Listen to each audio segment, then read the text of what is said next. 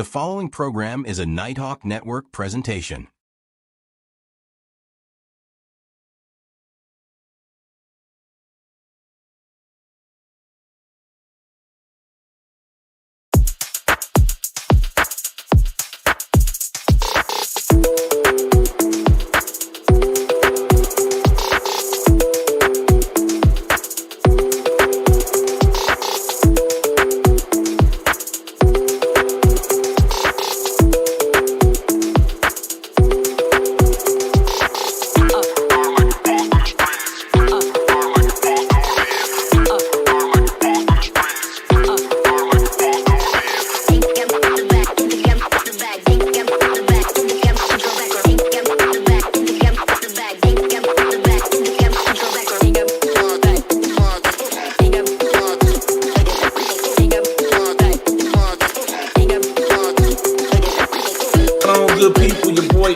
In the building, y'all know what time it is. It's Wednesday. Kind of talk that sports that we be talking, and of course that means we are doing the Guru Sports Session. We got some good sports to talk to you today, a couple of announcements and all that good stuff. So we gonna get it all mixed in there. It's a snowy day here in the D, but we gives no damn because we talking sports like we love to do. And of course, as always, I tell y'all at this time, I cannot do the Guru Sports Session without that dude, the guru himself, sitting in the big chair, my man's Hugh D. Lee. What's happening, Hugh? What's going on, E, man? It's been one of them snowy days, man, where we had no choice but to sit in and call it an early day. Yeah, I just slid on home and slid on into the seat so we could get it crack. Yes, sir.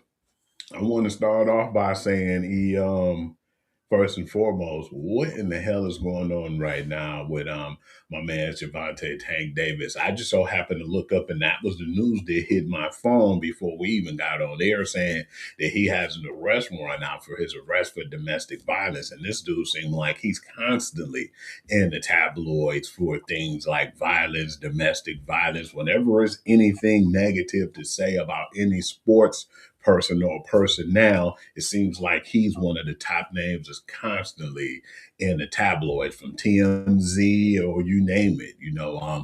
Do you really think that this guy's got it together, man, or eventually this is going to be his downfall? Because that's what I'm starting to see.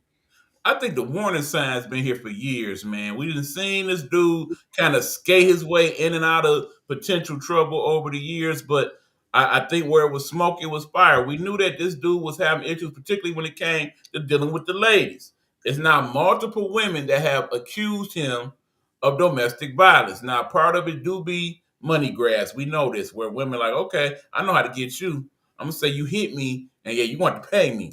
But then in a lot of these cases, it do be the real deal Holyfield, where yeah, these dudes is abusers.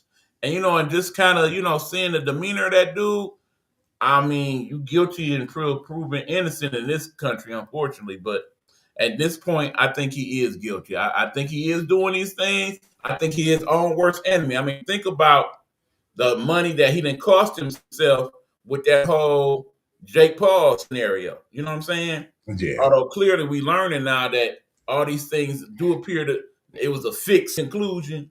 So maybe part of his whole stance was, yeah, I wasn't going to go for the fix anyway. I was going to beat your ass because I like to beat ass. And unfortunately, you didn't lead that to just the ring, it seems like. Look like in the outside world, you like to control the scenario with your fist as well. Yeah, it's sad because if he did it, Hugh, I need whatever happened to him happen to him. Yeah, because we don't know for sure, but like you said, the past has been the past. It's been really hunting him, and it don't look good. Allegedly, let's go allegedly in there a few times. Allegedly. Because you never know. Like you said, it could just be a money opportunity for one of these ladies. Because sometimes that's the opportunity. They'll be like, "Well, he hit me, or he did some type of violence to me." And most times, like you said, especially when it comes to men in these relationships, man, you can say a woman hits you, but you actually have to literally have proof. Most times, they used to laugh at situations like that, and there's a lot more abusive women out there now to their male companion, but now it's like, it's funny because it's always been the man being the abuser, and that's always get the bottom line. But when women out there doing stuff they don't supposed to, they give them a pass at some point. But it's not really that way today, though. But yeah, man, I still feel like, for like you said, wherever there's smoke, there's fire, and I believe a lot of that stuff have to do with him and his ill temper anyway. So I don't think that's looking too good for him, man. And I wouldn't be surprised if boxing actually finally step in and do something about it, because it's really making a bad name for the sport, even though it's a mockery of the sport anyway with this whole Jake Paul situation. True. Now, keep in mind, this is kind of a side note that's not necessarily sports related, but is related to the topic. Recently, I believe it's Tennessee, the state of Tennessee has established something that's the first of its kind in the country. You know how like they have the sex registry for the sex offenders and whatnot in Yeah. every state. Now they actually have a registry for people who are domestic violence abusers. Oh, And wow. they have that registry now. So if you are convicted of domestic violence, you are now put on this list where people can go and actually look up that you was convicted of that at some point. That's definitely something I would like to catch on. Yeah, because something that'll give you an option. Basically, if you messing with somebody and that red flag comes up, man, that's up to you. Not saying that you deserve anything, but when you playing with that type of, situation, man, or you step into that lion's den, obviously, you better make sure that you have the shield and everything you need to protect yourself. But still, that's not good. It's like, because if you know and you kind of get yourself involved in something like that, even though it's not deserved amongst anybody, and I won't say you deserve what you're getting, but when you step into anything like that, you made that choice. So it's like, are you making good choices? Exactly. All right, man. I just wanted to talk about that because I thought that was interesting, because it seemed like his name constantly caught up in bad, especially when it comes to the boxing world, even though you don't really have a lot to do with some of these fighters. But man, these guys, man, seem like they kind of go out there and do some of the craziest things, especially him, because it's like every time you look up, this guy is always into something, man. So yeah, he got to Right. get his act together, unfortunately. Yeah, I mean, I know it's a different story when your livelihood is based on hitting people and getting hit in the face. It kind of leads you to have a whole different mentality than basic person A.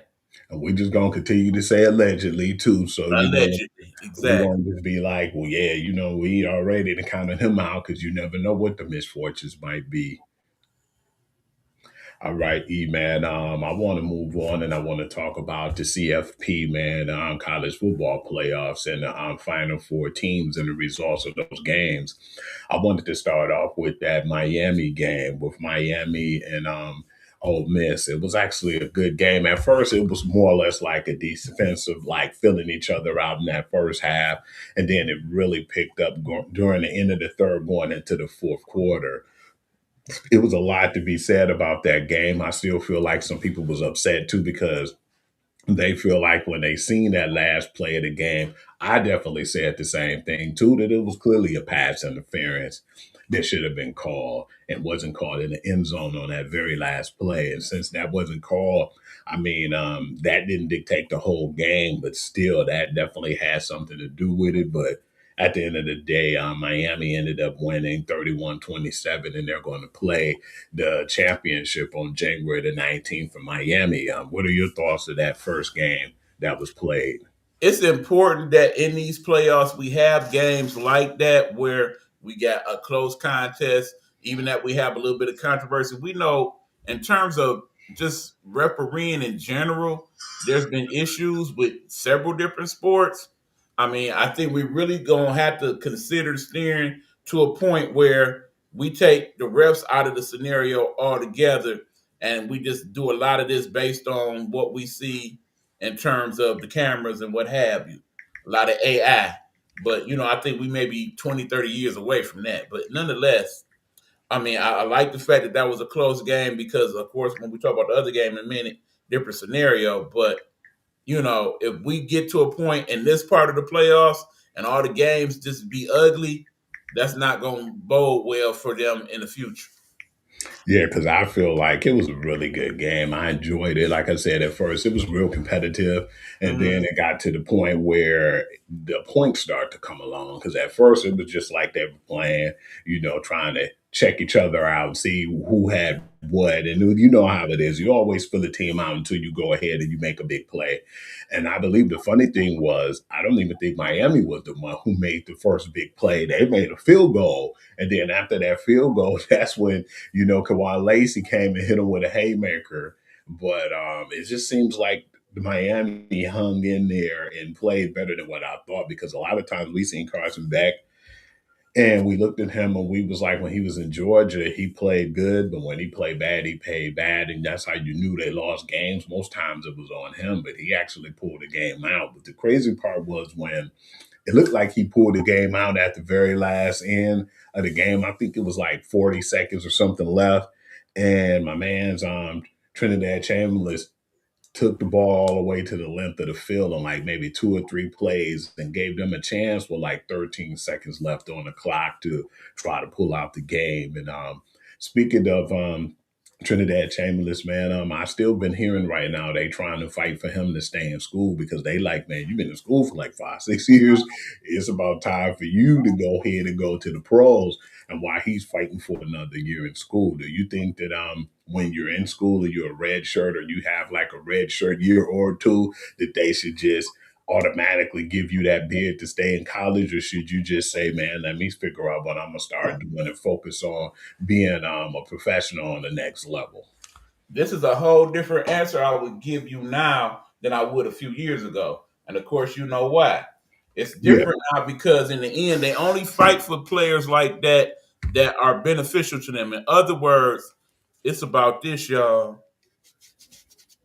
And because of that, that's why that's an issue. I mean, think about it. In the end, he with it because obviously, as you know, most of these rookie contracts, unless you like one of the top 5 picks, you're only making a hot 500,000, maybe a million. But nowadays, in this day and age of NIL, if you that dude, that quarterback, you looking at least $4 to $10 million in one season at whatever particular college it is, particularly if you're a dude like Chambers that have great collegiate skills. So obviously you want to make that, because in the end, that benefits you financially more so than it would for you to go to the NFL, where right now I think he's predicted to be somewhere in that mid-second round as far as being a pick. So I definitely understand where that comes from. yeah, because I look up and I was like, I'm just trying to find out how old this kid was, man. And he's like 23 years old, so he's actually pretty young still, man. Going into the pros at 24 still is not really that old, because we remember a guy who went to the pros and he was older than that before all this NIL. And I was like, damn, how they let Mm-hmm. that happen? Wasn't that dude Wheaton? Wheaton. Yeah, he was like It was, 27, I believe. yeah. And I was like, man, I didn't know you could be that old. And him being 23, I was thinking he was like 24, 25, 23 years old, man. I think that they should consider letting him stay if he would like. But yeah, man, having that red shirt year, I think he had like a red shirt year, and he wanted to, at least come back, on that year on his contract. But yeah, like you said, because I think that he would change the complexity of the rounds too. Because yeah, I think he could be a low first round, or like maybe a high second round. But like you said too, man, coming out right now, he would be under some team's radar. It might help him, but it won't help his stock financially right now. And I Exactly. think that with the NIL, he'd be better off staying in school. And then not only that, he can help his draft stock too if he stayed, because we've seen what he have right now to offer. But another year, man, hell, he could possibly come out first. Very true. Very true. All right, man. Let's talk about that second game. And it's not really much to talk about. It's going to be brief. Yeah, man, Indiana just basically showed why they're the number one team. They steamrolled Oregon, man. It was a lot of mistakes that we normally don't see from Oregon, a lot of fumbles. It wasn't too much carelessness with the ball, with the passing the ball. It was more careless with the ball on them just not being able to keep the possessions and hold on to the ball. And one thing about Indiana, man, and Fernando Mendoza, they do not get to the point where they're at if they didn't make you make mistakes and capitalize on those mistakes. And that's exactly what they do. They remind me of when New England Patriots were winning. You couldn't make mistakes against those guys, man, because they were just very methodical in how they played the game. And if you mess up, they're going to get that ball back and they're going to constantly make scores, even if it's a field goal. They're going to make sure that you pay for every time you gave them that ball. And that's the reason why I think Indiana is so dangerous when it comes to a championship caliber team. I think what we're seeing is Indiana's probably one of the best coach teams that we have seen in college football in quite some time. Yeah. Coach Sinet, he is very, very, very detail oriented. You see that by how they play. Usually teams practice one or two ways. One, they kind of practice in a way where, okay, here's a couple scenarios that we'll work on this week. Here's a couple plays that we're going to install, and we'll just keep playing the way we play. I feel like Indiana looks at it from two standpoints. One, these are our plays, but then we're going to add stuff based on the opponent that we're playing. Indiana played like a team that definitely played this team before and saw, okay, well, we did all right with this, but next time we play them, we're going to do this, this, this, and this.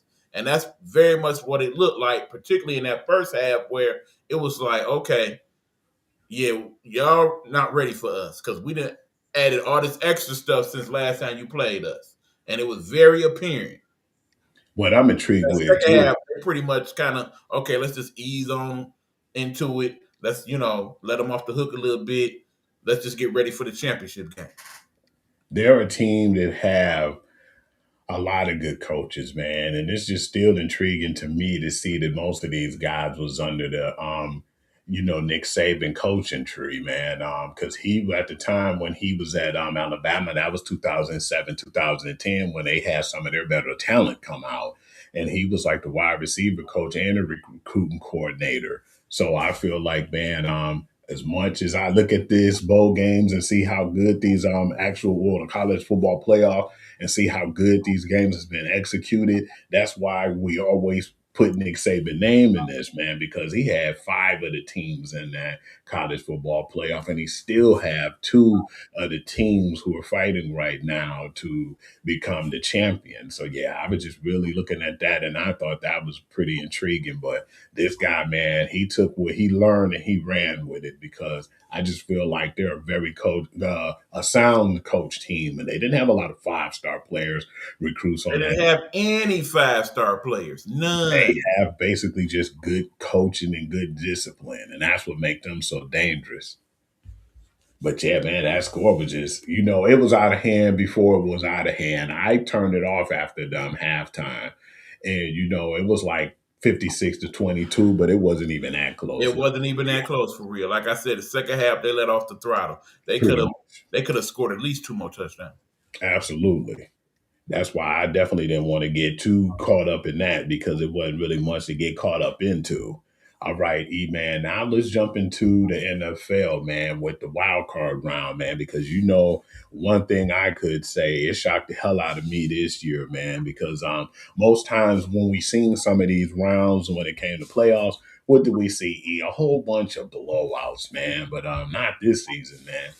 These games went to the wire several one game that got out of hand, but I still have to say the best game I seen that weekend, man, and I already had to eat crow on my show, man, recently, but on our show, I definitely had to eat some more crow, man, and love it, because not only I feel like my man's Bryce Young is going to get paid, man, but it was smart of them to pick up the 5th-year option. They had no choice, but now they just need to go ahead and get that guy that money he deserved, because that game with the Los Angeles Rams and the Carolina Panthers, we thought that after that first game, it was a fluke. and the Rams was gonna run over these guys, but no, they wasn't thinking that. They damn near beat the Rams at their old game with the physicality and defense, man. J.C. Horn and what was the other guy, Michael Jackson? Those dudes, they were balling, man. They got some really good cornerbacks. They got the good young defense, and nobody's not too familiar with.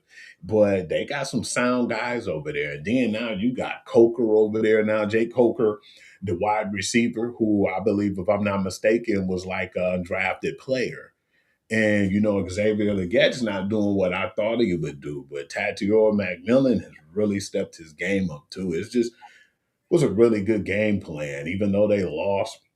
But I still feel like that was a good competitive game, and you got to give credit to where credit is due with Matthew Stafford and what he had with Puka Nacua and Devontae Adams. Man, even though they had a sluggish start, they ended up winning when it mattered. But I just still love that game, and I respect the hell out of Carolina Panthers. Now that was an 8-9 team that we looked at like you never know what team you're gonna get.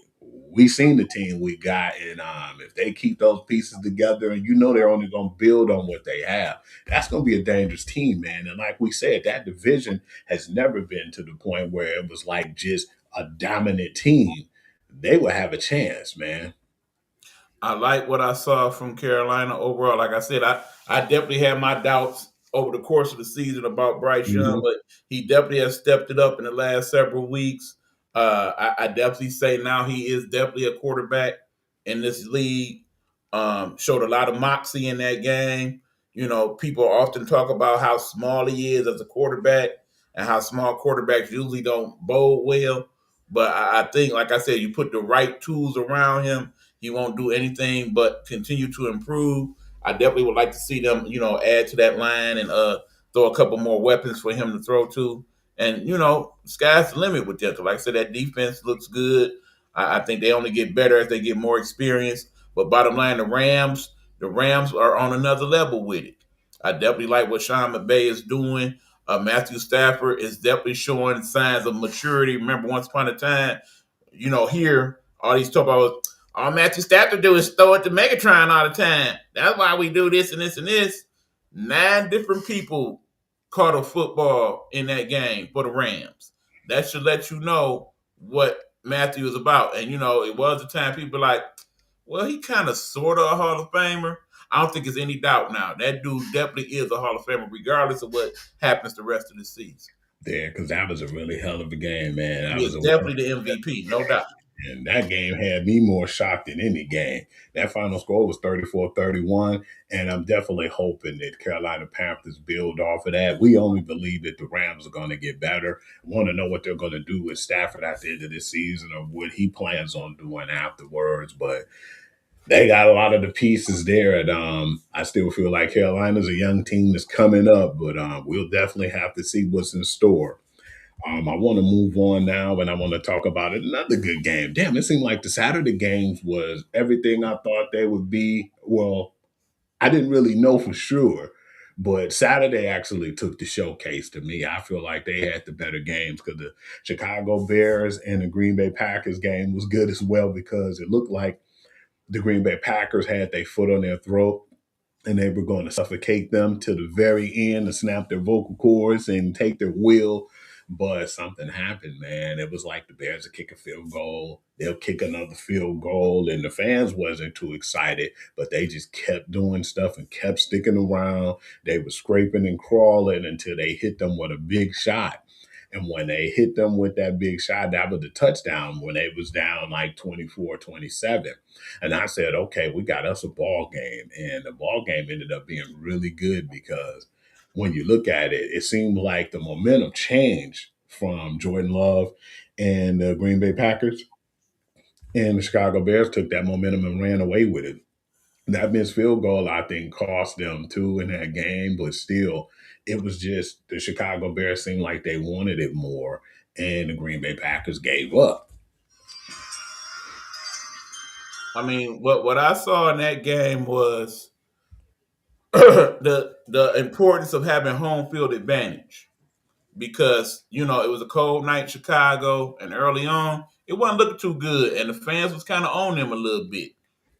But Caleb Williams, he kind of built for situations like this because if you look at a lot of his games in his USC days, it was a lot of come from behind type victories that they had at USC because of the style in which he plays, where he practices a lot of off angle throws and throwing off the run and things of that nature. All that kind of came into play in this particular game, particularly since we got to the fourth quarter and it was down double digits. He basically said, okay, I'm going to put this on my back. I'm going to make a way where I don't see no way. So, and watching that fourth quarter, I kind of got some of that Patrick Mahomes type vibe from him. You know what I'm saying? Seeing some of those crazy throws that he made off the run and, saying, okay, well, this time I'm going to run it because I can do that type of stuff.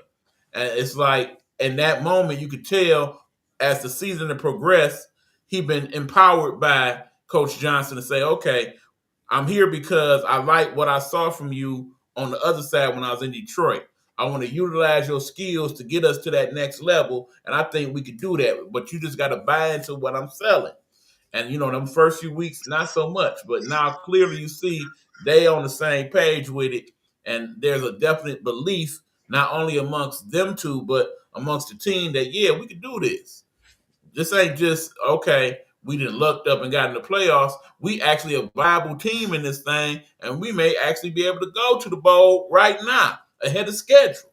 I agree, because it's like not only did they execute the plays and did what they were supposed to do, at one point they had a rough time at the beginning of the game, and I feel like the Packers had the advantage. But like you said, in that fourth quarter, man, it showed. They scored 25 points to the Packers 6.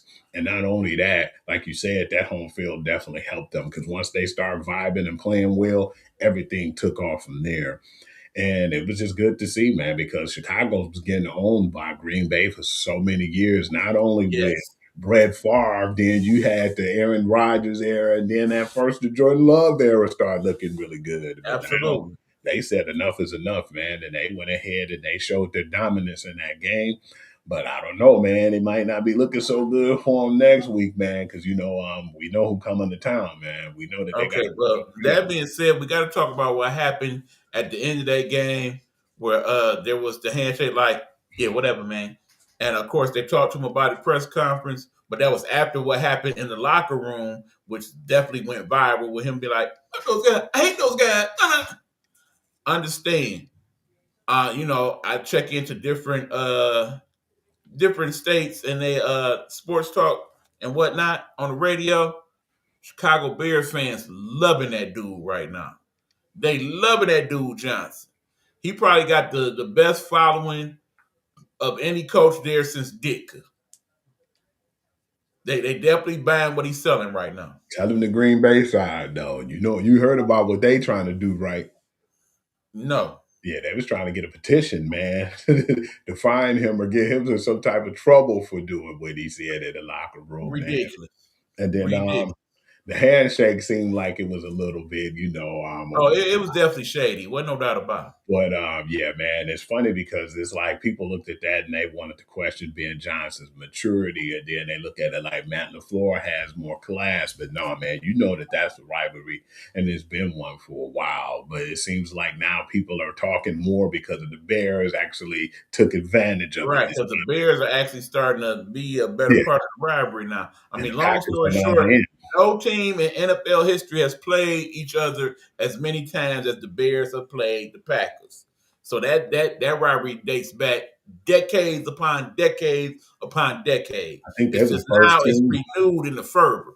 In Yeah, the end, Chicago Green Bay is pretty much their version of Yankees Red Sox or pretty much. Michigan, that team down south, things of that nature. Yeah, because I know now that they're Auburn, in the driver's Alabama. seat, that's what I think was going on. A lot of people don't like it from other cities now, especially Green Bay, because the Bears are now they're in the driver's seat, and ain't nothing you could do about it. But the Sunday games wasn't too bad. You know what I'm saying? That first game was though, man. That New England and Chargers game. we kind of figured that O-line was banged up and we knew that they were going to get exposed from that. But we didn't think it was going to be that bad. It got to the point where New England defense was getting at him. Your man's Justin Hubbard, man, that they should have just put him out. And it's unfortunate me saying that because Trey Lance was going to get them lickings, but you'd rather have Justin Hubbard out of the game and healthy, because it got to the point where it looked like, man, why don't you just let this guy get on the bench? Because they was coming after him and they was hitting him with everything, man. Yeah, it was ugly. Justin Herbert was not healthy, okay? The only reason he plays is because it's the playoffs. If that had been a regular season game, that dude wouldn't have played. It was clear early on in that game that dude was banged up, okay? It wasn't just the hand. It was his whole body was banged up. And keep in mind, remember, when you look at the numbers, he was, if not the first, the second most sacked quarterback in the league. Actually, he was the second behind Cam Ward. So, just the fact that he was out there saying, okay, well, I make the big money. I got to show up and do what I can. But clearly, they was at a disadvantage. If anything, it didn't show me a hell of a lot about the Patriots because in the end, based on that, it should have been a more dominant performance by them, but it really wasn't. Scoring-wise, it was like, because I knew the defense, we kind of figured at the beginning of the year the defense was there, but the offense wasn't quite there yet. And it seemed like on the big stage, Drake May didn't really do what we thought he'd do. So, yeah, let's see what happens coming up in this divisional round. But, yeah, that final score was 16-3, and I don't really want to talk too much. It really wasn't worth revisiting to that degree, no. Not really getting into no details on that one. But the game that I was actually liking too was that Jacksonville Jaguars and the Buffalo Bills game. I still feel like what took the life out of the Jacksonville Jaguars was that part when, of course, when they had the ball 4th and 2 and they was trying to execute in the red zone, when they went ahead and went for it, they didn't get the actual 4th and 2. I think his knee went down first before he got the first down. And then what can I say? The Buffalo Bills went down the field and they had like a 92-yard run or series on like 11 to 14 plays. And when they scored, I believe that took the life out of Jacksonville. I still feel like at that point they should have just went and got the points on that because they were able to get the ball back after the touchdown, but then it wouldn't have been as much of a blow to them because not only did you not score and they scored that touchdown, that's when I said the tide of the game start to change because you have my man's Josh Allen saying, man, it's time for me to say, since I know I didn't have as much talent as I normally would have, it's time for me to take over this game. And that's exactly what he did.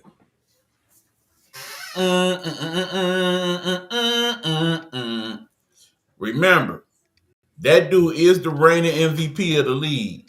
And at that point in the game, he was like, let me show y'all why I'm him. And took over in a way that no other quarterback in the league right now could have. Again, a lot of people had a good feeling about Buffalo going into this game because it's like, okay, the problem all these years has been you've been put out by some of the best. You've been put out by Mahomes. You've been put out by Joe Burrow. You've been put out by Lamar Jackson.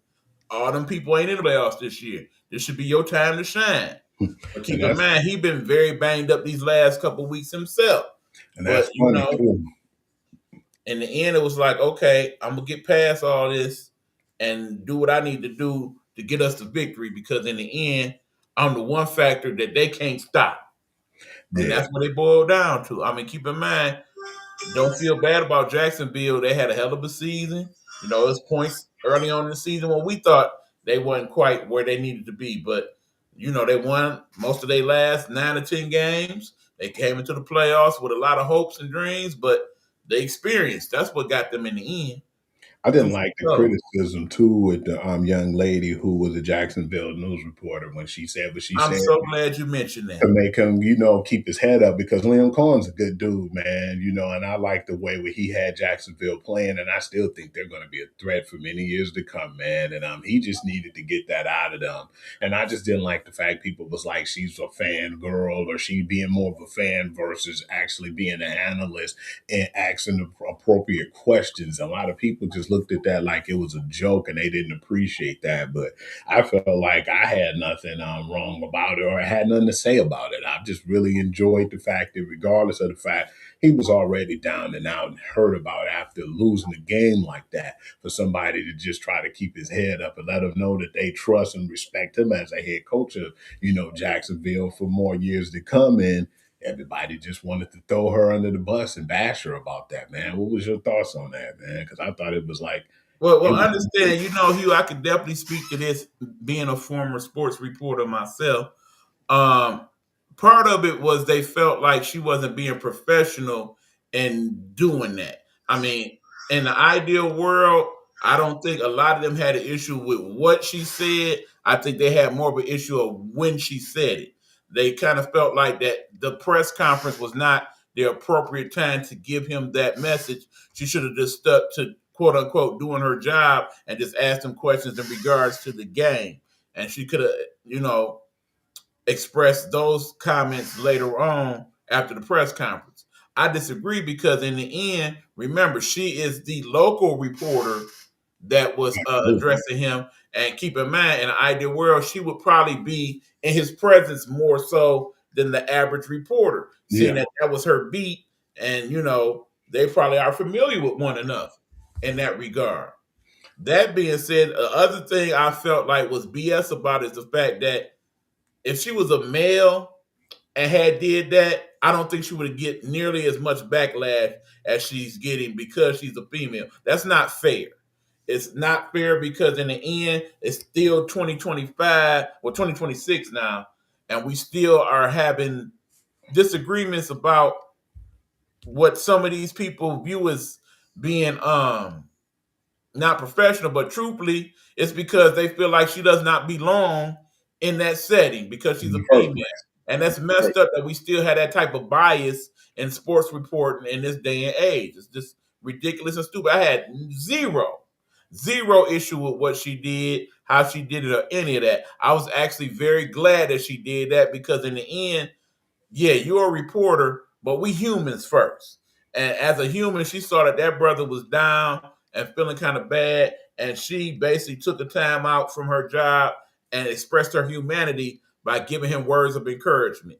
And if you as a human being got an issue with that, I got an issue with you, flat out. Because what you seen too, E, was the fact that it looked like he was demoralized and didn't even want to do Yes. that interview. But once she lifted that man up and said that, man, you could see his whole demeanor change. He was so Mm-hmm. happy. He had a smile on his face and he was ready to tackle whatever they had to put in front of him after that. And that was what I appreciated about that. We need a lot more I of felt like after that, she could have asked that brother anything. He would have gave her a good. that. Yeah, she Absolutely. could have asked that dude for money, and he'd be like, "Oh yeah, I got you." Yeah, man. I thought that I liked that moment, man. I thought that I had pretty zero issue. I had more of an issue with the people that criticized that moment than not. absolutely. Like Me I too. said, it reminds me of a quick story. At one point, like I said, I was doing the game for Eastern Michigan, women's basketball. I was sitting at the reporter desk, and the team wasn't playing too good that day, so I was kind of reacting, kind of like under my breath, because of course, not only was I the reporter for Eastern Michigan, but I was also a fan of the team, so I was kind of like. And then at one point, Terry, if y'all remember Terry from the Detroit Free Press, he kind of hit me like, "Hey, brother, don't do that." And I'm like, and he wrote me a note. He was saying, "Yeah, you should not do those types of reactions while you're sitting here. You're supposed to be impartial. This is a sports desk. That's not professional. You dealing with that like that." And and at that moment, it's like, okay, well, he the veteran. He would know. But in the same token, I kind of felt like, well, nigga, that's my team. They fucking up. It Right. ain't like I'm out there like, hey, what the fuck y'all doing? I did all that later, but I was trying to keep it calm, but clearly I wasn't The happy about it. passion of a fan first. Right. I mean, and in the end, I wouldn't have kept my job at the paper if, as bad as they played, I've been just bashing them the whole time. I tried to be impartial and quote unquote a straight shooter about it, but in the end, I still would try to find things about that performance that was things that we could key in on. Because in the end, these people, they wasn't just people that I went to school with. These were some of my friends. You know what I'm saying? So I would Absolutely. have to answer to that like, why you said that about me in the paper? Like, nigga, you did go 0 for 18, 0 for 9 for 3-point lane. And it was bad.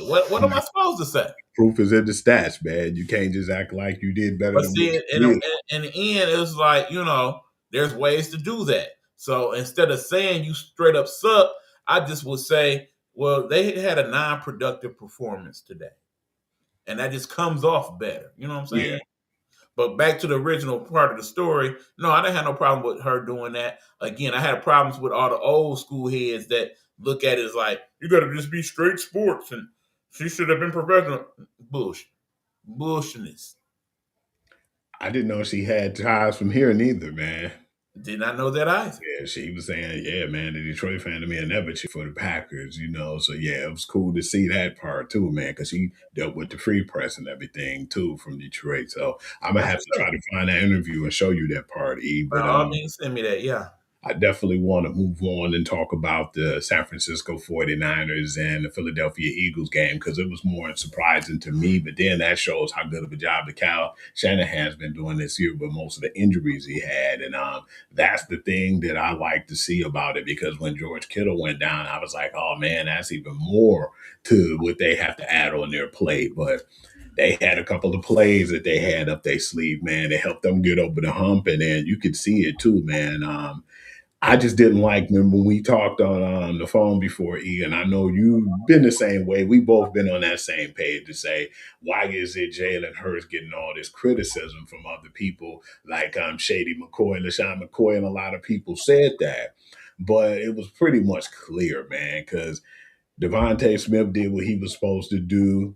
Saquon Barkley did what he was supposed to do. No disrespect, and I'm not taking shots at AJ Brown, but when they needed him in big moments, man, if he would have caught 2 or 3 of them passes, we'd be probably talking about something totally different here, but we're not.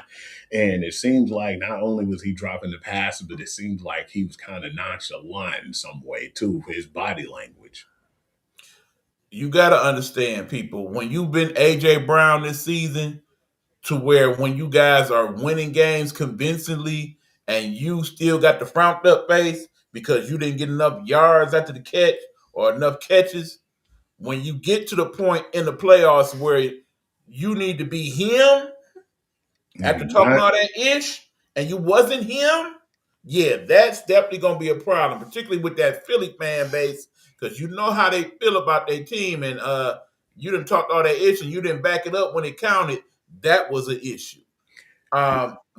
You see his demeanor on the sideline. Then, of course, there was the whole debacle with him and Coach Sirianni. Yeah. And I kind of blame Coach Sirianni more. I do too, because you don't shout your players like that.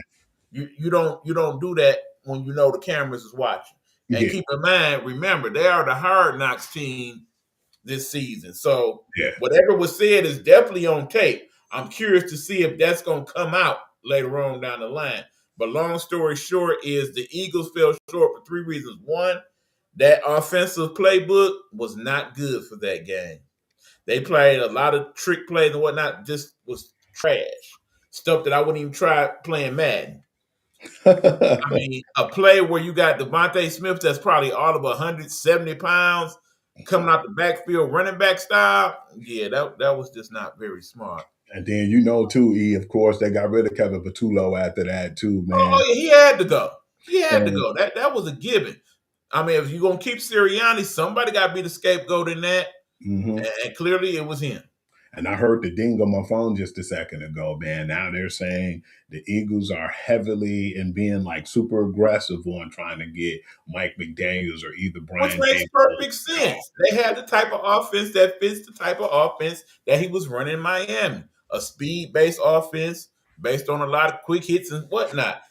Even if you do trade A.J. Brown, and a lot of the talker heads talked about that today, and I completely agree. A.J. got to go. He definitely have to go. I mean, because in the end, you keep that dude, he is a big-time cancer in your locker room. You do not want that. And the fact that Philly was winning these years, but it still was issues every other week, it all leads back to 2 individuals, one being Coach Sirianni, the other one being A.J. Brown. One of them got to go, and clearly it's A.J. I mean, granted, you may have trouble getting rid of him the way you would like to, because I imagine you would want a first-round pick for A.J. Brown. he kind of warrants that type of talent. But in the same token, because people have seen and heard what he did, I wouldn't give up my first round pick for that dude unless I had multiple first round. And you know who I'm starting to compare him to, and the way he carried himself. Uh-oh. Kind of remind me of how my man's Terrell Owens was, man, with Philly at some point. Because you know, it's both the same team and the personalities was like the same just about. So yeah, man, I don't think that they really deserve that in Philly. And we always talked about Devontae Smith wasn't getting the credit that he deserved because he was really the big play guy. But I feel like they was trying to do what they could to appease AJ Brown, and that was, I believe, the whole mess up part of this one was because we knew AJ Brown and Jalen Hurts was cool, but when Devontae Smith had his games and he shined when he did last year, that's when you was hearing rumbling from AJ Brown, So yeah, that's when I think. And I think it's not more so because of that issue. I think they still was cool. I think the part of the problem is that the rest of the staff and whatnot would be like, "Oh yeah, Devontae, you doing your thing." And they got the glizzy slobbing him, and he didn't like that because in his mindset, he thinking that Maya song. It's all about me, me, me, me, me. Not about you. You know what's funny too to me? We talked about this, man. I had to bring it up. It's perfect to bring it up now. How come the Ole Miss players are built like linebackers and just look like they're just the total prototypical athlete, but they can't catch worth a damn? A la DK Metcalf and AJ Brown? That's a very interesting question. If you remember that kid Treadwell that came out of Ole Miss, he also had issues with catching the football. They built like linebackers, man, and a prototypical type of person, man, like a prototype, but it's like, man, they can't catch the ball worth damn, man. Or not saying they can't, but when they need to, they don't show up for those big moments, man. That's why I'm questioning. That's a pretty good observation there, Yeah, that's pretty weird to me to see that with those guys, man. And here we have now, we got to talk about this one, man. Houston Texans versus the Pittsburgh Steelers. And that's going to incorporate a whole conversation into this thing, y'all. So actually, Hugh, before we even get into that, I said we take a commercial break because, like I said, we're going to break down the game and the aftermath and everything else that go in between with that one. Okay. But before we do that, we are going to take this commercial break. This, of course, is the Guru Sports Session with my man, Hugh Lee, the Sports Guru. Please check out, by the way, his episode that he did with our girl Road to Stardom on the Indie Experience that we did last night. We're going to put the link of that in the bio for y'all to check out when he talked about something that was football and stuff, but also talked some music. And he had some pretty good insights. But we also going to give you, of course, our message from the Nighthawk Network, our voice for our people. Before we do that, though, I do want to make an announcement in regards to one of our show favorites here on the Guru Sports Session.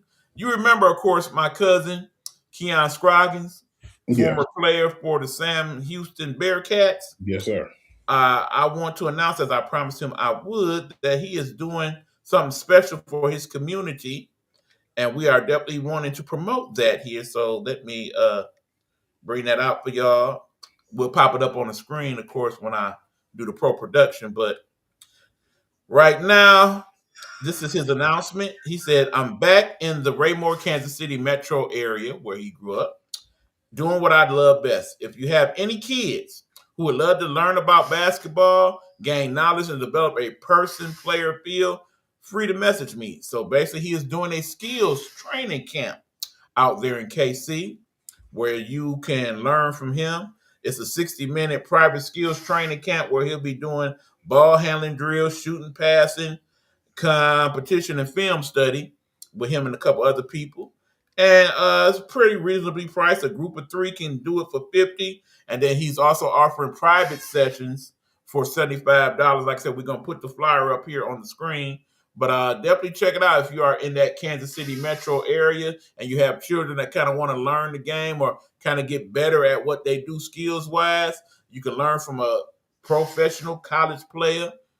And keep in mind, his family member, as in his big bro, he also played in college. So yeah, I imagine he might be partaking in some of that as well. So yeah, definitely check it out again. Shout out to my guy Keon Scroggins. What up, fam? As promised, definitely letting people know about what you got going. Proud of you, man. Keep up the good work. Any comments on that, Hugh? No, man, definitely appreciate what he doing. That's awesome, man. Always good to do for your community. So yeah, man, that's I give him a lot of respect for that. Much love, man. Absolutely. Up So to good that work. being said, here's the rest of your commercial break. When we come back, we'll talk about the game of the weekend because it led to some very interesting things going on after that. All right, we are back. This is the Guru Sports Session. Your boy E Buck here with that man Hugh D. Lee, the sports guru, and we about to get into the final playoff game this weekend.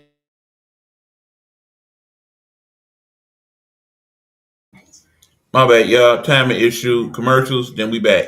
Cool? Okay, cool. Yeah, Detroit area, be careful. Snow kind of slippery out there. Just saying.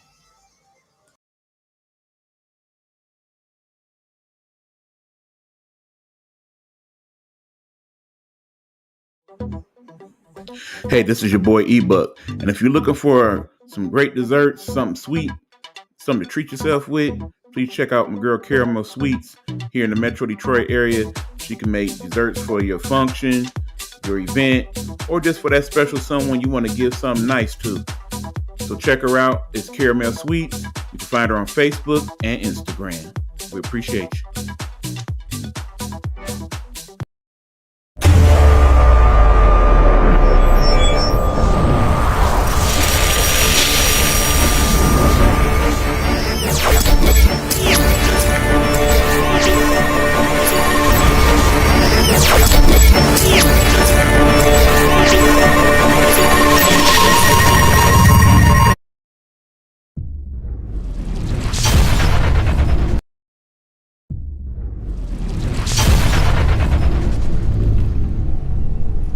He talks sports his way.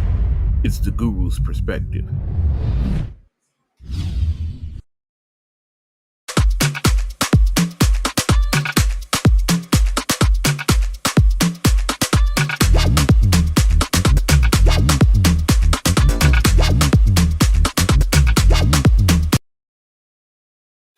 Game on, watch me rise from the dirt.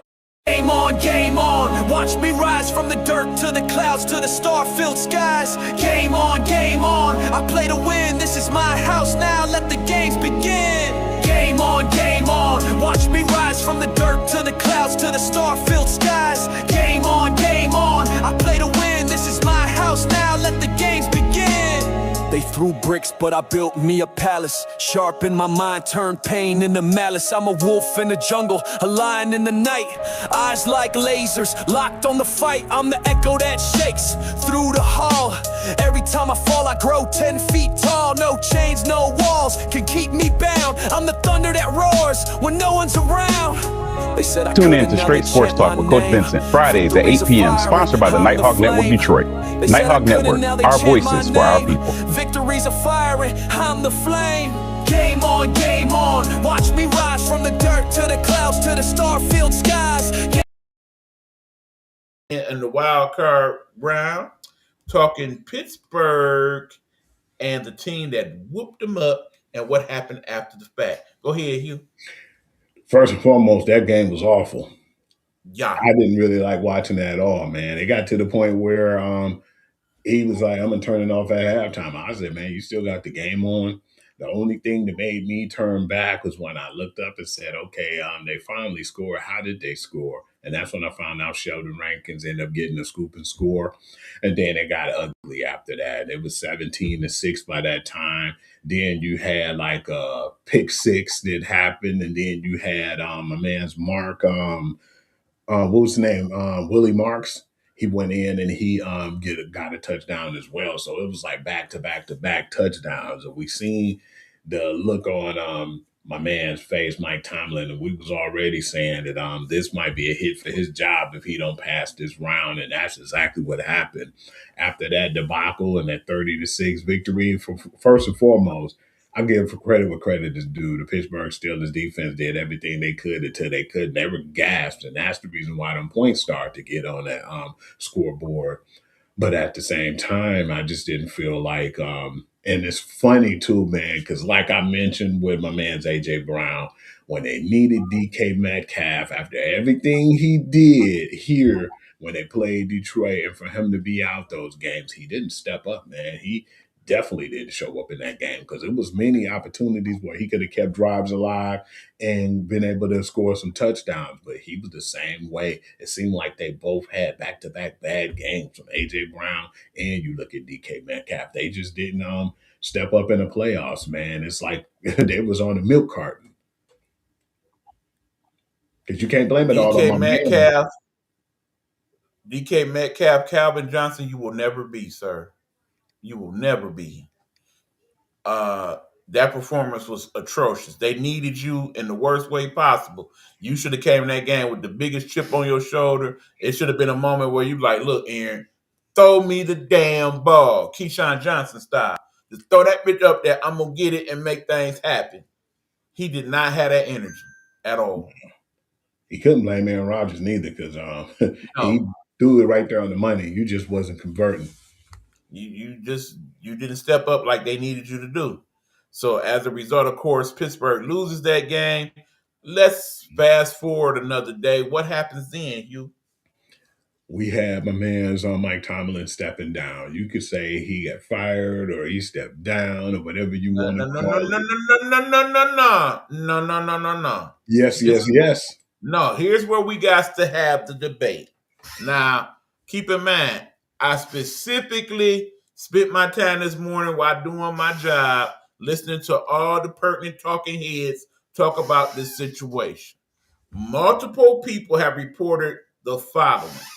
And keep in mind, I'm going to backtrack a little bit. Remember last week when what happened, Pittsburgh made the playoffs, Baltimore didn't. The next day, of course, John Harbaugh is fired. Now, we find out the pertinent details of that. Yes, John Harbaugh was fired. Very clear and plain. In fact, he was fired in a very foul way. What happens is everybody goes home for the evening. We'll talk about it tomorrow. John Harbaugh receives a call the next morning, a phone call, where he is informed you are being let go. Fired over the phone is bullshit. I heard my bad, E. Yeah, especially when after 18 seasons being with a team, that is how they choose to let you know you are no longer needed. That was so disrespectful to me. I understand that him and Steve Bisciotti have a very good relationship, and if you know Stephen L, he is kind of that type of dude like that. But no, you don't fire me over the phone after 18 years. I'm sorry, that's wrong. Because I heard he got fired on his way home, like when he was getting out the ride and got in his house comfortably. They already told him. The report that I got was he woke up in the morning, had cereal and a fire over the phone. It was jacked up. And then, of course, they went later on that day and had a 3-hour discussion as to why he was fired and, your thoughts and whatnot. Because, again, those two, they have a good relationship outside of it all. But that's that. Here's what I'm hearing happen in the Pittsburgh situation. It was already set up, win, lose, or draw, that whenever the final game was to be had, there was going to be a meeting next day between Coach Tomlin and the owner. Not the GM, the owner. And they did indeed have that meeting at 9 a.m. And before anything was really said, Coach Tomlin stood up, hands on his ball sack, and said, "Sir, before you even go there, I'm going to man up and tell you I ain't getting it done. I'm about to step down and do the right thing for this organization because I love this team and I love this organization, and I already know that's what you got to do. So before you do it to me, I'm going to do it to myself, and I'm stepping down." And the owner accepted that resignation and moved forward. He then waited till the normal meeting time to meet with the players and told them, "Look, guys, here's what it is. I'm stepping down. I didn't get it done. The standard is the standard, and we ain't get there, and it all goes on me." And in the end, from what was reported at that moment, everybody was like, you the man. You the man. And he shook everybody's hand and dapped them up and whatnot and went ahead and went on. There was a press conference afterwards, and the players was like, I really wasn't expecting it to go on like that. I got a lot of love for Coach Tomlin, got a lot of respect. We didn't quit on him. You know, in the end, we got what we got to work with, and we tried to do the best we could with it. So I know some people early on were saying, yeah, he got fired. You don't fire that brother at the 19 years, not in the Pittsburgh organization. Remember, Pittsburgh works differently than most NFL organizations. The Rooneys, they are very, very, very respectable people, particularly when it comes to people of African American descent. Remember, we have this thing called the Rooney Rule because of the Rooneys, where you have to at least interview one African American. And if I remember right now, it's at least two people that you got to interview before you actually say this person is your head coach. And that's because of him. And of course, Coach Tomlin had a lot to do with the formation of that Rooney Rule as well. So because of the respect you have for that man, you looked him in his eye and he told you, man to man, yeah, I get it. I got to go. That's how that went, according to multiple sources that I heard this morning. I'm going to give you my side of it. And we talked about this. Already felt like that he was going to be dismissed, but then, they don't. I felt that way, Hugh. They don't do that in Pittsburgh. And I think that what happened was, versus them doing that, it was more or less like the stepping down process and him stepping down versus them having to fire him. And when that happened, it gave Pittsburgh Steelers leverage because of the fact is, if you want that man as your coach, you got to give up some compensation or draft picks or something for him and his services this year. That is correct. He could go ahead and he could chill all next season if he wanted to. But if you want his services, I feel like Pittsburgh still got the advantage since he stepped down. So that's why I believe that was a smart way to go about it, because you already know that was a dismissal, but he was smart and did what he did and pulled the plug first. But now that gave Pittsburgh Steelers more leverage still over him, because he could go and do like something like a seat or have like a show doing like a sports show or whatever have you. But he's still under Steelers ownership until next season. So if you want that man, you will have to get and compensate for him, because you just understand that's not going to stop anything that he is attempting to do with the rest of his life. The Steelers are not going to hold him up from doing it. Hell, it was funny because they talked about it in the press conference yesterday with the Ravens. Like, did you hear that Coach Tomlin is still like, oh, really? So the reporter asked the question that if I was a reporter, I would have to ask that. He's available. Would you consider him for the Baltimore Ravens job? And, he kind of laughed and he was like, keep in mind, I done respected that man for many years. I'd be stupid to sit here and tell you that I wouldn't. I mean, I kind of don't like how he told us peace on the way out the door last week, but, as a responsible GM, I got to look at the best possible options, and clearly he would be a very viable option.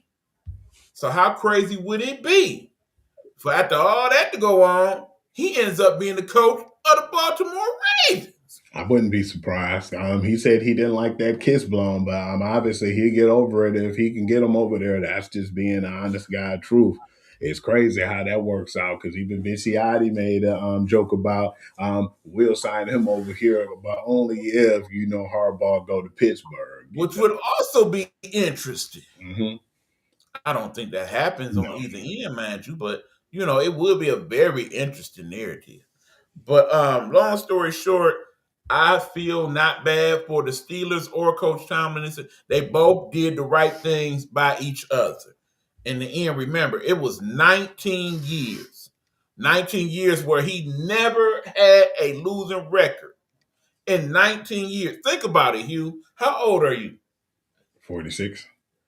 19 years ago, you were 27 years old, correct? Mm-hmm. Think about all the things you have done in 19 years. Just mull that over for a minute. I done had at least 35 different jobs in 19 years, okay? I done dated and let's use the let's use the Sheldon Cooper term, had coitus with at least 40 women in the last 19 years. You see what I'm saying? Yeah. It's a lot. That's a whole generation of people that grew up knowing, okay, Mike Tomlin is the coach of the Pittsburgh Steelers.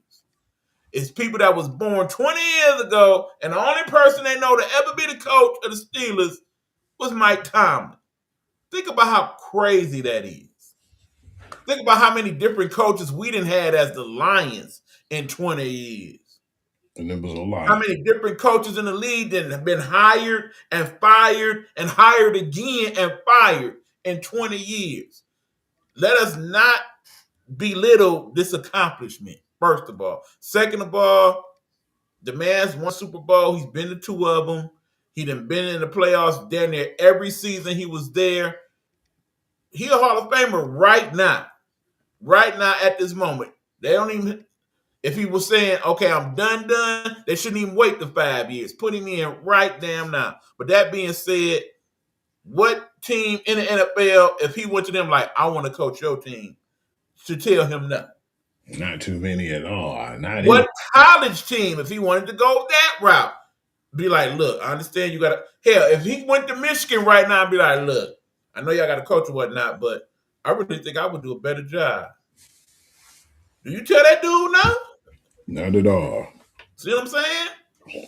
And then, of course, we already know the deal. They literally campaigned for this dude this morning on ESPN. It's like, look, brother, it's a warm seat right here next to me. Come on here, and you could be with us right now. I would love to see that dude on First Take every morning with all of them. You see what I'm saying? I think he would fit right on in. He would fit right on in at the desk over there at Fox. He would fit right over there with the Countdown show over there on ESPN. I mean, no tears for Mike Tomlin. He did his thing, and the world is his oyster right now. He got many options out here. If he did a podcast right now, that would be one of the most watched podcasts in the country. Tell me it wouldn't. I definitely agree. So, that's my thoughts. I want to move on, and I want to talk about the NCAA basketball with the men's side of things. The Wisconsin victory over number 2 Michigan. A lot of people were down about that, but it's been a really strange week that went past. I feel like just to shoot it along with Wisconsin and then McCuss too, like we said, whenever it's a division game, you got to throw the records out the window. Definitely had a lot to do with that. It was actually a good contest, but then I feel like I don't think it's going to be too many teams that's going to be undefeated anyway going into March. But yeah, that was actually a really good series. But what are your thoughts on that upset victory? All right, let's keep in mind. Beginning of the year, it was 8 undefeated men's teams in men's college basketball. It was 11 undefeated women's teams in men's college basketball. Today is the 14th. We now are down to 3 undefeated women's teams and 1 undefeated men's team. Why is that? It's time for conference play. Conference play hit different, people, particularly when you're in some of the conferences that some of these teams are in, particularly the Big Ten, the SEC, and the ACC. It's going to be a lot of really good games that we see these next 6 to 8 weeks in these conferences because a lot of these teams, they're real close in terms of the talent. Bottom line, why has things kind of changed on that level? NIL, transfer portal, it makes it to where, okay, now we can afford to have 2 or 3 good people on this team and a couple people that we can grab from overseas right quick and things of that nature. Michigan has a very good mixture of individuals on that squad, but guess who also does? That Wisconsin squad. So they went into Michigan saying, yeah, we not scared of y'all. We didn't play y'all before. We didn't beat y'all before. It got to halftime. They was right there with them. That's like, you know what? We got y'all. I understand it's y'all house, but we coming with it. Because we see some weaknesses in y'all game today, and we going to do that. Understand, this team will play again next month, them 2 teams. Would not be surprised if Michigan go down to Wisconsin and whoop their butt. You see what I'm saying? It's going to be that type of league that we see the next 6 to 8 weeks in a lot of these conferences. I said particularly SEC, Big Ten, on the men's side, particularly ACC, Big Ten, SEC on the women's side. We're going to see a lot of good games. So I'm looking forward to it. Men's Vanderbilt went 16-0, and they're 16-0 for the I think this matches their best start in school history. I definitely feel like that's a team that hasn't been talked about enough in SEC basketball. Now we starting to see it in both basketball and football on the men and the women's side too. So yeah, both teams. That's right. The men and the women's team are undisputed right now. It's definitely starting to pay dividends. Vanderbilt, like we said, you get that good education and you start to get paid now, man. How good does that get, man, for you? I'm loving that right now. It's like they becoming like a Michigan or like how Stanford was back in the day when they had both the good athletes and the good education to be had. It's just their time now to shine. Let them shine, baby. Let them shine. I just seen too that in NCAA women's, the South Carolina went back up to number 2, and it might not be for long. No disrespect, because that SEC schedule is coming for them right now. But yeah, man, what we've seen, the reason why they actually went up to number 2 is because of this one game. Number 6 LSU handed number 4 Texas, now who's number 4, because they were number 2 at the time, their first loss of the year. What was your thoughts on that game? Because I definitely thought that at one point we seen issues, and we seen we think that with LSU they were getting a little too cocky. I don't know what Kim said or what happened, but she got them kind of molded and back in place to where they've been playing their style of basketball. But yeah, man, that was a really good statement that they made too, man, beating number 2 Texas at the time. Do I have a few minutes to break this down? Yeah. All right, keep in mind, I actually watched this whole game. Okay, so when you talk at LSU and Texas, we talking 2 of the best teams in the country, bar none. And they very much played each other like that. Keep in mind, the first quarter of that game, it was a slobber knocker, okay? Wasn't a lot of scoring went on that first quarter because that defense on both sides was incredible, particularly on that Texas side because they got good people in the paint, like that kid, Oldacre. She's 6'6". She is very well put together for a basketball player. And when they put her in the game, and they started taking it to the hole, she was like, get that mess up out of here. But they also have some very good forwards, 6'4" and 6'3", that also did a good job in the paint as well. On the other side for LSU, they got a lot of ball hawks on that defense, particularly when you talk about your girl Flau'jae Johnson. Of course, they put early on into the game Mweza Fulali, which is basically a ball magnet when it comes to stealing the basketball. And then, of course, the person that kind of had a bit of a coming out party in that game, Grace Knox. If you're not familiar with Grace Knox, next time you watch LSU, you definitely want to check her out. That kid, I love her, Hugh. Why? She played with a lot of this, okay? When you see her go up for rebounds and she snatched that boy like, this is mine. When you see her go down and be like, yeah, let me get that. Let me get that in the post. I got her. And she go and put a move on it. She reminds me a lot of how, what is his name? Beasley. Michael Beasley, when he played for Kansas State. She got that type of game. And, you know, when he was in his prime over there at Kansas State, he was a bucket, okay? But that was that part of the game. Then we get to the second quarter where they take out the point guard for Texas, which is Rory Harmon, a very good point guard, by the way, you know, nominated for early honors for All-American. And they put in the freshman that they got.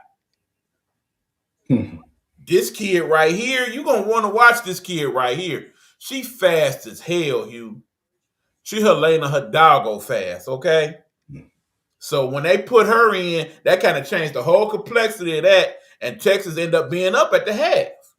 Now we get to halftime, and you know Kim wasn't happy. You know she wasn't happy. So she must have went back there and read them a new one.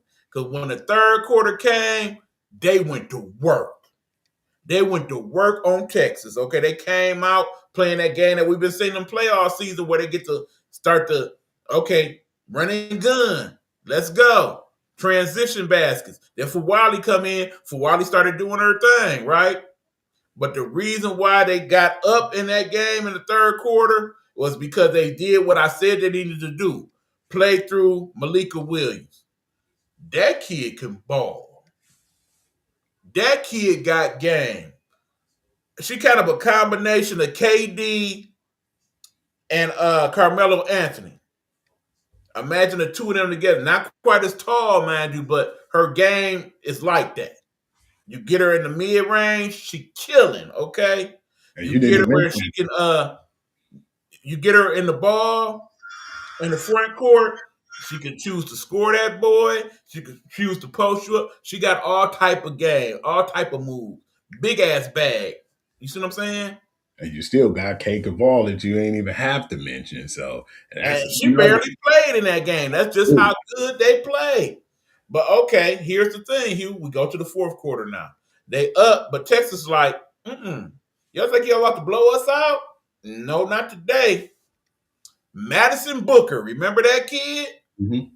For those of y'all who don't know Madison Booker, again, another person to watch. She will be a top 10 draft pick next year in the W because she took over that game in the fourth. Like, okay, yeah, oh girl checking me, that's all good.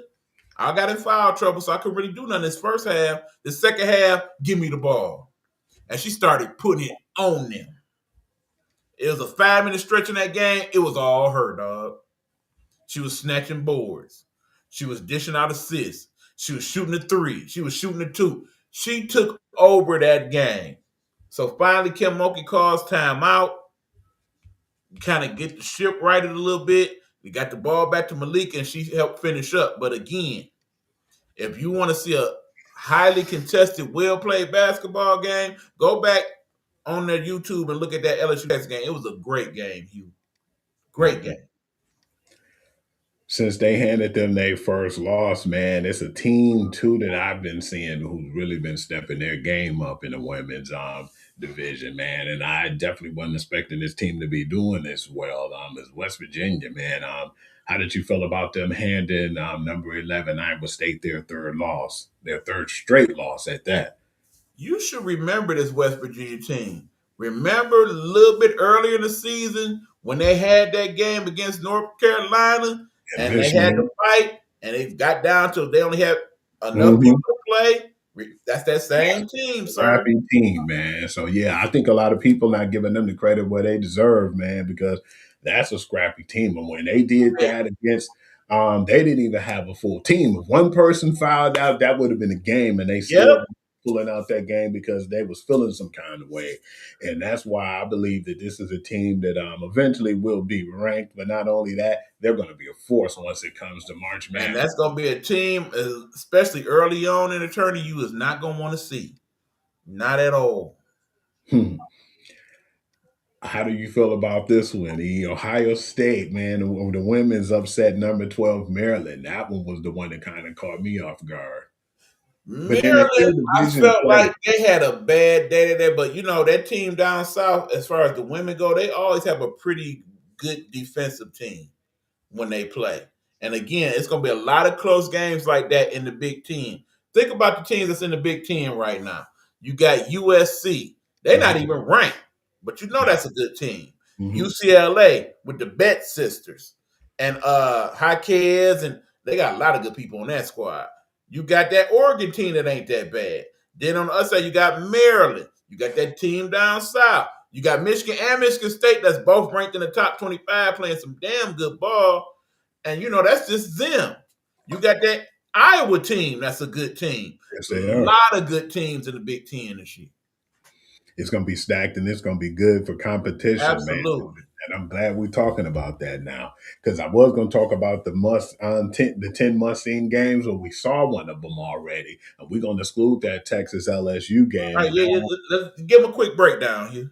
We're going to talk about the 9 games. I just basically want your predictions in these games. Okay, I'm going to give y'all a quick breakdown. All right, go ahead. I want to know your predictions. 5 minutes or less. I got it. Okay, USC versus UCLA. Always going to be a good game. Always. We got UCLA winning that because USC, they ain't going to have enough firepower to stop the Bet sisters in the post. Especially with the, I think the length is going to hurt them too, man. The bigs. Absolutely. Don't forget about Jazzy, though. Jazzy will play a factor in that game. I love Jazzy Davis. We already know the Texas LSU results, but we're gonna move on and we're gonna talk about the Louisville and Notre Dame game. Actually, I'm gonna go with the sleeper. I'm gonna go with Louisville in that one. Notre Dame having problems against the better teams this year. I'm not quite sure what the issue is. I mean, again, Hidalgo, she doing her thing, but in the same token, she not incorporating enough of her teammates in the process. Yeah, she needs to do better as a ball distributor because when they double teaming her, she needs to dish it out more stuff for trying to be a superhero, and that's what we've been noticing A about her. lot of hero ball from her. A lot of Absolutely. losses too. Texas versus South Carolina. Interesting. That's going to be a damn good game, people. Remember, what LSU does not have in terms of the bigs, South Carolina does. The key matchup in that game is going to be Joyce Edwards against Madison Booker. Look for them to probably check each other. That's going to be a slobber knocker for sure. I'm going with South Carolina in that one. Yeah, I'm going to roll my girls on that one too. Oh, that Maryland versus UCLA. Damn, I keep forgetting that Big Ten going to be crucial. I'm going to give a slight edge to UCLA in this one, but not by a lot. Yeah, I can see Maryland giving them some business. They got a lot of decent bigs on that Maryland squad too. One of I know you're going to like this LSU Oklahoma. We finally get to see old girl play, man. Here's the thing. I got LSU beating them, and wouldn't be surprised if it's a blowout. Oklahoma is based on two things. One, they had that kid Reagan Beers, who will definitely be a top 5 pick in this year's WNBA draft. Big, but she'll have those moments where she get out of breath and she not good defensively. That is a handicap. Of course, the kid that we talk about on the Oklahoma squad was the number 1 recruit. That would be Aaliyah. But that kid, she is very streaky. Very streaky. If she ain't on early on in that game, she'll throw up about 30 shots. She'll get about 20-some points, but it's more detrimental to them than anything. I think that too that when it's come down to it, by her still not really being groomed quite yet, then that's going to be the issue right there. But LSU's a little bit more of a different team, man. And like, who's she going to check? She got to check on Malaysia for a while, and then not even her because she's not even a starter. So yeah, I definitely. But they got a lot of people on the LSU squad that can check her. That's the issue. Yeah, so I think it's going to definitely go down to LSU winning that one and winning even in Oklahoma convincingly. OSU versus TCU.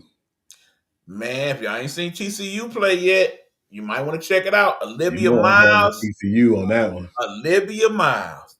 Need I say more? Your girls, Notre Dame, Hannah Hidalgo versus your UConn, Sarah Strong. I'm going to go with UConn because I don't think they have enough to deal with them as far as bigs too and just the versatile players. I'm going to make a bold prediction. If UConn does not lose to Notre Dame or Tennessee in these next few weeks, they're going undefeated in the regular season. I don't see any other team being able to stop them from doing that they play. I think this USC-Michigan game going to be a good one, but I believe Michigan will pull it out eventually. Michigan got 3 quality players in the starting lineup and 2 coming off the bench. They're going to win a lot more games than they lose. Iowa State versus Texas Tech. I'm going to go with Iowa State in the slide. I have not seen Texas Tech play. One of the 3 teams that is undefeated right now. You might want to check them out. I like what they do in terms of their defense. Their defense is very like boxing one. You get a lot of double team trap sets with them. You're gonna like watching them as a squad. Yeah, very aggressive defense. Bottom line is very simple. Iowa State, we all know what the key to that is. You stop Audie Crooks, you stop Iowa State. Yeah.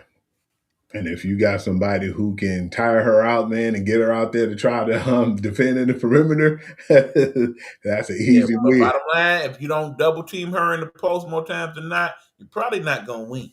Because after 3 straight losses, man, they starting to get that blueprint for all the crooks, man. Mm-hmm.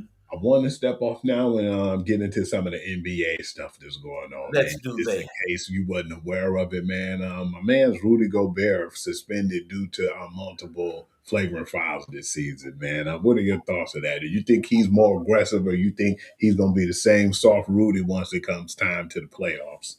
Could not care less. Sherman soft steal. James Harden passed Shaquille O'Neal for the ninth all time on the scoring list. Are you impressed? I'm impressed, but I'm not. Yeah, Keep in mind, James Harden, think about how he done scored all these years. A lot of that is him just jacking up threes, okay? Look at the shooting percentage of James Harden over the years. You would think by now he should have been did this. Keep in mind, I also think about how Shaq, and he would admit this, he wasn't really taking care of himself, particularly in them later years as a player. You know, he said one of his greatest regrets is that he did not score more points than Wilt Chamberlain, because that's one of the things he set out to do early on in his career, and it didn't happen because he couldn't stay healthy them last few years. A healthy Shaq in the middle part of his life, around that the years where he went to Phoenix and stuff like that, he probably would have ended up being at least top 5 all time. I agree, and I think about it too. Like when you look at it, championships are everything. How many Shaq has and how many Harden has. So that's why it looks like when it comes down to the importance of it, I mean, Shaq won 4 and Harden's still looking for one, and I don't think that he's going to ever win one. I mean, he's still a Hall of Famer. Don't get it twisted, but yeah, he is.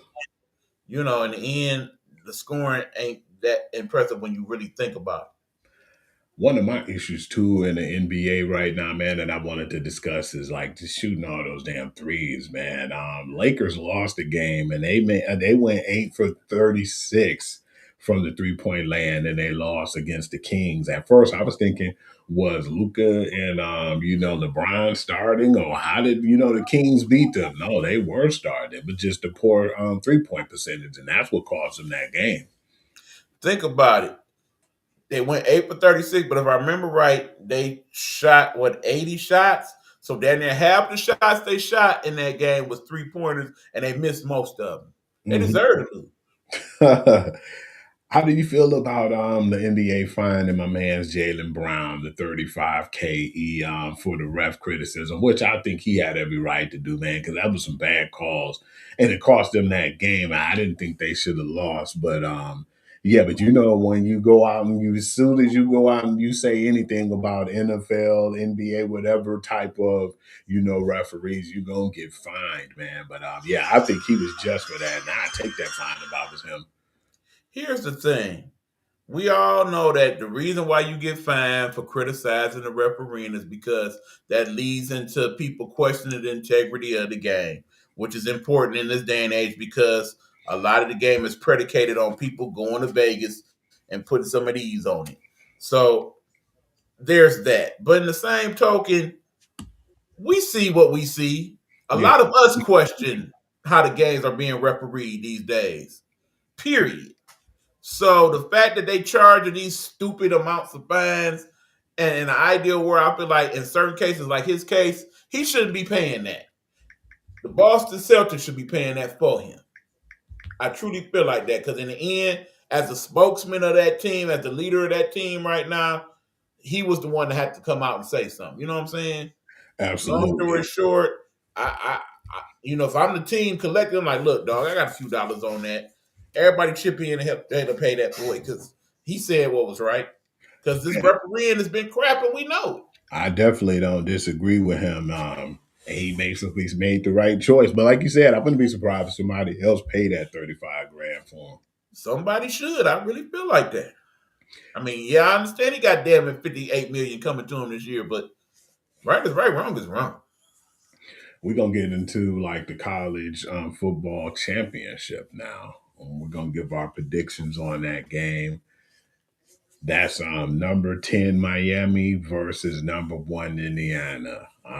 If you guys want, y'all can get y'all paper and pens out, but it ain't too many games to run down now. We down to the nitty-gritty when it comes to college.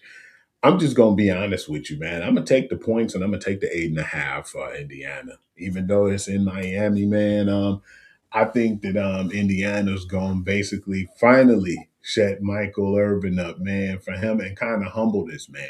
That's something I want to say to people. If you win, you got to win and you got to be humble and you got to lose and be humble. But people can't win and be humble, man. they win and get a little too arrogant. And that's just, not just on the pro level, it's on all levels, man. And I think that this is going to be the humble pie that he needs. I will take those 8.5 points, and I'll take Indiana. I don't have no problem with you celebrating your victory. You know what I'm saying? It's just ways you should go about it. Urban stuff just been over the top, long and short of it. Like I said, it ain't so much about him being humble. It's just about him being gracious in defeat. You know what I'm saying? And that's He what will be gracious in defeat. that's what I'm expecting to happen when they lose, because y'all done seen that Indiana squad. I would be amazed and stunned if Miami finds some type of way to shut down their offense and hold them to under 28 points. That's the only way I see Miami winning that game. Indiana scoring at least 28 points. If they score anything over 35, it's a wrap. So, yeah, I'm taking the points. I'm taking Indiana all day. Absolutely. And that's saying something from a person who did not believe in them early on. I thought it was fugazi. My bad, Indiana. My bad. We're going to go on now to the divisional round in the NFL. Okay, first off, we're going to have the first Saturday game at 4:30, the Buffalo Bills versus the Denver Broncos. I will take the Denver Broncos at home because of that defense. The only thing is, you know me, man, you never know with that offense, man. I still don't feel like Courtland Sutton is the number one. And I'm hoping Bo Nix can show me something, because he hasn't really showed me a lot all year unless it was against those paperweight teams. But I'll take them at home and I'll give them a slight advantage, which, when I tell you the point spread, you're going to be like, Hugh, it could go either way, which it could. I'll give them the 1.5 at home. Kudos to the NFL for their scheduling prowess in this week's games. Both of the say Saturday and Sunday, the earliest game I think is 3:30 p.m. That gives people time to get themselves together for the weekend, wake up, get a nice little breakfast in, head to the game, have time to tailgate and whatnot, watch the game, and still get home at a decent time on Saturday and Sunday, as well as the people watching the game, because they give you time, get your life together and whatnot. Come on home about 4 o'clock, check out the games. The last game should be over about, 11-ish, 11:30? That's a good time frame they put it in. Back to the games itself. Denver losing this game.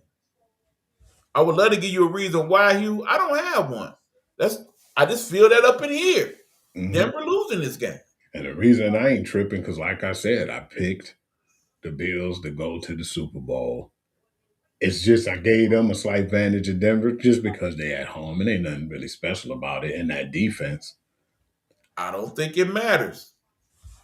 Person that had the number 1 seed last year was the Lions. They was at home. Oh, come on, they now, played the Washington Commanders. You seen what happened. But you compare the Lions team who was injured. Right, keep in mind, it's not so much I'm comparing them team-wise. I'm comparing them in terms of being a number 1 seed. The majority of the number 1 seeds this last decade have not made it to the Super Bowl. Don't get it twisted. I'm not giving the Lions no pass because San Francisco 49ers was injured. And guess what, E? They're in the division. Mm-hmm. And speaking of the 49ers, the 49ers and the Seattle Seahawks, I'm going to go with Seattle, and I'm going to take the 7 points because not only they at home, they got the healthier team. If 49ers somehow figure out a way to win this one, they going. Ain't no other way to say it. If they win this game in Seattle, they going to the Super Bowl. It's as simple as that. Because if they can overcome being in Seattle with the 12th man, and I think it's supposed to be a rain in the forecast, and as beat up as they are, if they somehow pull this game out, they can pull them all out. All right, E, we have the Sunday game, the 3 o'clock game, Houston Texans and New England Patriots. I'll give the Patriots the advantage, and I'll give them the 3 points. The reason being is because if C.J. Stroud played anywhere near how he played, I feel like the Patriots will be the better team on that day. But Houston got the equalizer because they got the better defense. They do. It got the potential to be ugly. It got the potential to be something great. I'm going with – I got to go with New England because that Houston offense – it's bad. That offensive line, it just... And I don't think C.J. Stroud... I think C.J. Stroud took a step back, too, because of that line. And it's in New England. It's probably gonna snow that day. Yep. It all just don't play out well for Houston. And New England run game has been pretty good, better than what I thought with Trayvon Henderson and my man's Ramondre Stevenson. And then we have the 6:30 game. The Los Angeles Rams against the Chicago Bears. I'm going to give the Rams the advantage by 3.5 points. I'm going to give them the road favor. Same scenario in my mind. If the Bears somehow figure out a way to beat the Rams, they going. They going to the as crazy as that sound from what I was thinking about them early on in the season, but do I see that happening? No. No, I don't either. I think the Rams win that game. Would not be surprised they win by more than a touchdown. I think it's going to be too much of Devontae Adams and Puka Nacua. And in the end, if it do end up being Rams and Seahawks next week, oh, that's going to be a good one. Absolutely. Definitely waiting to see what's going to happen with these results. Anything else you have to add, E? No, I think we pretty much discussed it all and did it well. That being said, you know what to do. All right, E. Appreciate y'all checking us out. Y'all can catch me on my platforms right here on social media. I would definitely appreciate if y'all can go to my YouTube page and hit me up and click those links, like and subscribe. But until then, I would like to say check me out on Whovi, WHOVI on Instagram. I'm the Sports Guru on Facebook, which I usually put the breaking news, give you the breaking news reports, and give you the sports and all the actual news and the results of every game. And of course, I appreciate you guys giving me love on TikTok too. That platform is Hugh.Lee6. And I usually put all the highlight reels from the sports world and I give my reviews and then, of course, my breaking news and promos as well. I would like to say thank you. And like I said, when we do the videos and when we do our shows, we add our URLs for you to click the links and like and subscribe. We really would appreciate if y'all could hit us up more. And like I said, too, we had a show yesterday where I was asked if, anything we can share or talk about more when it comes to women's sports. That's the reason why we have the comment area as well. If there's anything that you feel like we're not talking about that we should talk about more, please go and hit those comments as well. We definitely appreciate that. And thank you all. And of course, I'd like to give a shout out to all the people who's on the Nighthawk Network. And just thank you guys for checking us out and listening in on the regular. We appreciate it. Absolutely. And that being said, we definitely want to give y'all all a very special invite because we once again will be on the air tomorrow and we'll be on live this time to do our brand new show known as Two Unks Talking TV. We are going to come on and talk about some of our favorite shows, including our favorite characters from them shows, obviously some of our favorite episodes, some of the stuff we didn't like about the show, and so on and so forth. And we definitely want y'all to be more interactive in that show in the comments. Let us know your favorite characters, your favorite show, what you liked about it. Some interesting facts that we may not even mention on the show that you know about that show. What show are we talking about this week, by the way, Hugh?